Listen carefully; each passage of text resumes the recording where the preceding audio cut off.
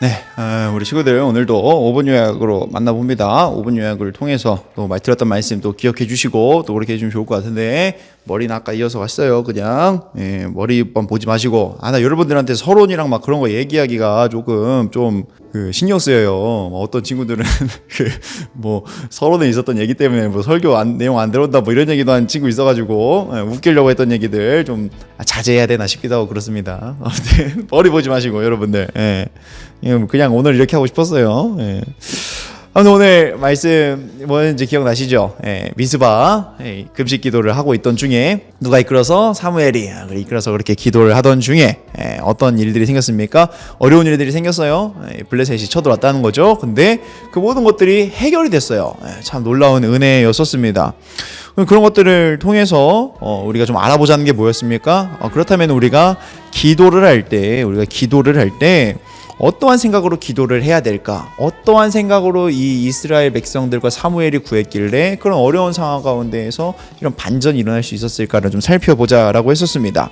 한번 쭉 둘러봐야 된다라고 했어요. 그동안의 모습을, 지난주의 모습이 3장의 모습이었으니까 이제 4, 5, 6, 오늘 7장이죠. 4, 5, 6장의 모습을 좀 보자라고 했는데, 4장에 보니까는 리더가 죽었어요. 그죠? 엘리가 죽고 언약궤마저 빼앗겨 버립니다. 그 언약궤는 단순히 어떤 이 하나님의 임재의 상징, 이것을 넘어서 뭐가 어떤 의미가 있다고 했죠? 하나님께서 이스라엘을 사랑한 상징이라고 했고, 그리고 또 그 사랑을 영원히 거두지 않겠다라는 언약의 의미까지 담은 거였는데 그거를 빼앗겨 버렸습니다. 그리고 그렇게 5장을 넘어가니까 하나님이 열받은 거야. 아이씨, 뭐 이것도 못해? 야 봐봐 하면서 어떻게 하세요?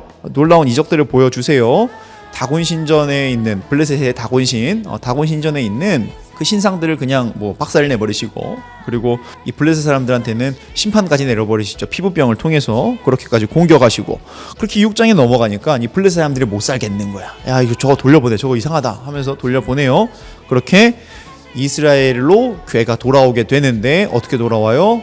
최신식 운반 기구였겠죠. 이때 당시에는 소를 통해서. 근데 그 소를 누가 치고 인도한 게 아니라 소가 알아서 이스라엘을 통해서 돌아왔다라는 거죠. 그 말을 통해서 알 수 있는 게 뭐예요? 그 모든 것들은 하나님의 은혜였구나라는 것을 우리가 알 수 있다라고 했습니다.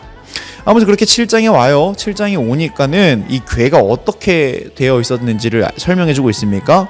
기럇 여아림 사람들이 이 여호와의 궤를 아비나답이라는 사람의 집에다가 옮겨놨고, 그리고 그 아비나답의 아들인 엘리야사를 거룩하게 하고 또 선별해서 다 이렇게 뽑은 그 엘리야사를 거룩하고 올바른 방법으로 이제 그 궤를 이제 보관하기 시작했다라는 거죠. 그렇게 20년을 보관을 했고, 그렇게 돼서야 비로소 이스라엘 온 족속이 어떻게 되었다고 되어 있습니까? 하나님을 사모했더라라는 것을 우리가 말씀을 통해 알 수 있었다라는 거죠. 다시 말해서 여태까지 그 궤라는 것은, 하나님의 은혜라는 것은, 하나님의 임재라는 것은, 역사심이라는 것은 굉장히 찬밥 신세만 받으면서 그렇게 지내오다가 이제서야 하나님께서 원하시는 방법대로, 하나님께서 기뻐하시는 방법대로 보관이 되고 또 이스라엘 백성들이 받아들이기 시작했다라는 거예요. 근데 지금까지 모습 어땠습니까? 그 이스라엘 궤, 이스라엘 백성들이 하나님의 궤를 받아들이는 모습이 어땠어요?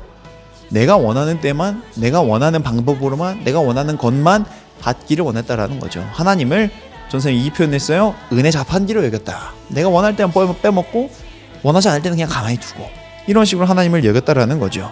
필요할 때만 찾고 평상시에는 보지지 않는 그런 모습이었다가, 이제서야 이스라엘 백성들이 어떻게 됩니까? 이스라엘 백성들이 이제서야 여호와를 사모하는 모습이, 하나님께서 기뻐하시고 하나님께서 원하시던 모습이 이제서야 나타나게 되었더라라는 것을 오늘 우리가 발견할 수 있어야 되고, 또 우리가 이런 모습이 있어야 된다라는 거예요. 어떤 모습입니까? 하나님 앞에 응답 달라고 그냥 맡겨놓은 거 있는 사람처럼, 아까 슬기로운 의사생활, 의사 드라마 얘기했어요. 수술 얘기, 메스, 석션 이런 식으로 얘기하는 것처럼 하나님의 은혜 이런 식으로 하나님께 맡겨놓은 거라도 있는 사람 마냥 그렇게 구하는 것만이 가득한 우리들의 모습이 아니라 뭐가 필요하다고요? 먼저 하나님께 사랑한다라고 이야기할 수 있는, 하나님, 내가 하나님을 사랑합니다. 하나님의 은혜가 참 감격스럽습니다. 감사합니다. 하나님 사랑합니다.